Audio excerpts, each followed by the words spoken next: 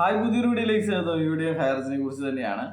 അപ്പോൾ ഇന്ന് കണ്ട ചില കാര്യങ്ങളെ കുറിച്ച് പറയാൻ വേണ്ടിയിട്ടാണ്. ഹയർസിയുടെ ഗ്രൂപ്പുകളിലും പൊതുവായിട്ടും ഉണ്ടായിരിക്കുന്ന കാര്യങ്ങൾ നമുക്കറിയാം. ഇന്നലെ തന്നെ ഇന്നലെയല്ല, അതിൻ്റെ കഴിഞ്ഞ ശനിയാഴ്ച തന്നെ ഇവരുടെ വാദങ്ങളൊക്കെ പൊളിഞ്ഞ് അടിയുന്ന കാഴ്ചകളാണ് നമ്മൾ കണ്ടിരുന്നത്. അപ്പോൾ ഇന്നലെയോടുകൂടി ആ പതനം പൂർത്തിയായി എന്ന് വേണം പറയാൻ വേണ്ടിയിട്ട്. അവസാനമായിട്ട് സ്ക്രീനിൽ കാട്ടിയത് 59 ലക്ഷം നിക്ഷേപിച്ച ഒരു നിക്ഷേപകയുടെ ബോണ്ട് വിവരങ്ങളായിരുന്നു.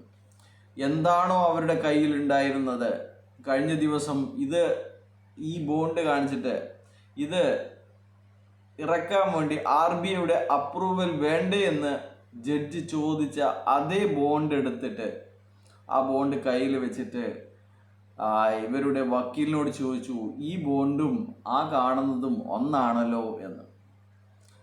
അപ്പോൾ അതോടുകൂടി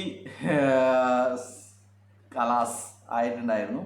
ആ സമയം ഇവരുടെ വക്കീല് കുത്തനെ നോക്കിയിട്ട് താഴെ നോക്കി ചിരിക്കുകയായിരുന്നു എന്നാണ് പറഞ്ഞിരുന്നത്. അവിടെ കണ്ടവർ പറഞ്ഞിരുന്നത് അദ്ദേഹം കുത്തനെ നോക്കി ചിരിക്കുകയായിരുന്നു, ഇനിയൊന്നും പറയാനില്ല. അത്ര സമയം 3/4 മണിക്കൂറോളം എല്ലാം കളവാണ്, എല്ലാം ഫേക്കാണ്, നമ്മുടെ വെബ്സൈറ്റ് ഫേക്കായിട്ട് ഉണ്ടാക്കുന്നു, നമ്മുടെ സർക്കുലർ ഫേക്കായിട്ട് ഉണ്ടാക്കുന്നു, നമ്മുടെ ബോണ്ടുകൾ, നമ്മൾ കൊടുക്കാത്ത ബോണ്ടുകൾ ഫേക്കായിട്ട് നിർമ്മിക്കുന്നു എന്നൊക്കെ പറഞ്ഞിരുന്ന ആൾക്കാർ ഇത്തരത്തിലുള്ള കള്ളങ്ങൾ കയ്യോടെ പിടിച്ച ഒരു കാര്യമാണ് കണ്ടിരുന്നത്. എന്നാൽ ഇതൊന്നും തന്നെ ഹൈറിച്ചുകാരുടെ ഗ്രൂപ്പുകളിലേക്ക് അവിടെ ദൃക്സാക്ഷിയായിരുന്ന ആൾക്കാർ പറയുന്നില്ല എന്നുള്ളതാണ്. ഇങ്ങനെ ഒരു ബോണ്ട്, മോർട്ടേജ് ക്യാപിറ്റൽ ബോണ്ട്, ഗുരുതരമായ നിയമലംഘനം നടത്തിയ ഈ ബോണ്ട് കോടതിയുടെ മുമ്പാകെ വന്നത് പോലും മറച്ചു പിടിക്കുകയാണ്. പനിയായിട്ട് കൂടി രാവിലത്തെ സെഷനിൽ വന്ന ഗവൺമെൻറ് പ്ലീഡറെ ആബ്സെൻ്റ് ആക്കിയ ആൾക്കാരാണിവർ. അപ്പോൾ അതുകൊണ്ട് ഇത്തരത്തിലുള്ള ഒഴിവാക്കലുകളും ഒക്കെ നമ്മൾ പ്രതീക്ഷിക്കേണ്ടിയിരിക്കുന്നു എന്നുള്ളതാണ്. അപ്പോൾ ഇന്ന് പറഞ്ഞു തരുന്നത്, നിങ്ങൾ എല്ലാ ഗ്രൂപ്പുകളിൽ നിന്നും എക്സിറ്റ് ആവുക എന്നുള്ളതാണ്.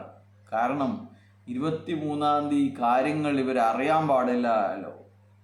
ഇവർ അത്തരം ഗ്രൂപ്പുകളിൽ ഉണ്ടായി കഴിഞ്ഞാൽ അവിടെ നിന്ന് ശരിയായ വിവരങ്ങൾ നമ്മൾ മണി ചെയിനാണ് എന്നുള്ള കാര്യങ്ങൾ പറയും, അത് നിങ്ങൾ കേൾക്കും. അതുകൊണ്ട് അത്തരം ഗ്രൂപ്പുകളിൽ നിന്നൊക്കെ എക്സിറ്റ് ആവുക എന്നുള്ളതാണ്. ഇനി നിങ്ങൾക്ക് ചെയ്യാനുള്ളത് കൂട്ടപ്രാർത്ഥന മാത്രമാണ് എന്നാണ് ഇവർ പറയുന്നത്. ഇനി ഒന്നും തന്നെ സാധ്യമല്ല, എല്ലാം ഇനി ദൈവത്തിൻ്റെ കൈകളിൽ മാത്രമാണ്, നിങ്ങളെല്ലാവരും പ്രാർത്ഥിക്കുക എന്നുള്ളതാണ്. അപ്പോൾ ഇവർക്കൊന്നും തന്നെ ചെയ്യാനില്ല, എല്ലാം തീരുമാനിച്ചു കഴിഞ്ഞു എന്നാണ് ഇവർ പറഞ്ഞുകൊണ്ടിരിക്കുന്നത്. അതുകൊണ്ട് നിങ്ങൾ പ്രാർത്ഥിക്കുക, വെറുതെ നിൽക്കണ്ട, പ്രാർത്ഥിക്കുക. പിന്നെയുള്ളത് ഇവരുടെ അവസാനത്തെ ഒരു വാചകം എന്ന് പറയുന്നത്, നമ്മൾ ഈ ശക്തി ഇനി എന്തും നേരിടാൻ തയ്യാറാണ് എന്നുള്ളതാണ്. എന്തും നേരിടാൻ നമ്മൾ തയ്യാറാണ് എന്നുള്ളതിലുമുണ്ട് ഒരു അർത്ഥം.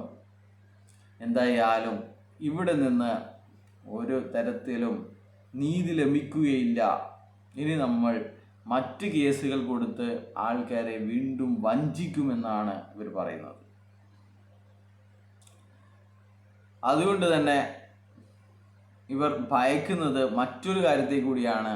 ഇവർ കരുതുന്നത് ഇന്നലെ നടന്ന ആ കാര്യങ്ങളൊക്കെ വെച്ചുകൊണ്ട് ഉടൻ തന്നെ ന്യൂസുകൾ വരാൻ തുടങ്ങും എന്നാണ്.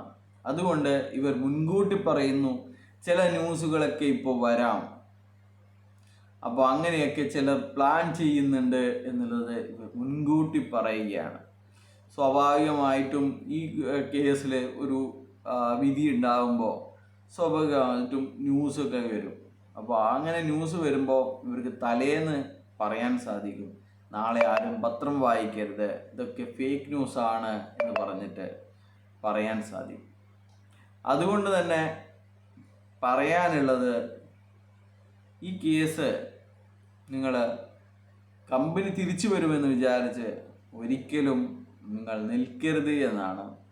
നിങ്ങൾ അനാവശ്യമായിട്ട് ഗ്രൂപ്പുകളിലും ഇതുപോലെയുള്ള പ്രാർത്ഥനകളിലും മുഴുകി നിങ്ങളുടെ വിലപ്പെട്ട സമയം പാഴാക്കരുത്.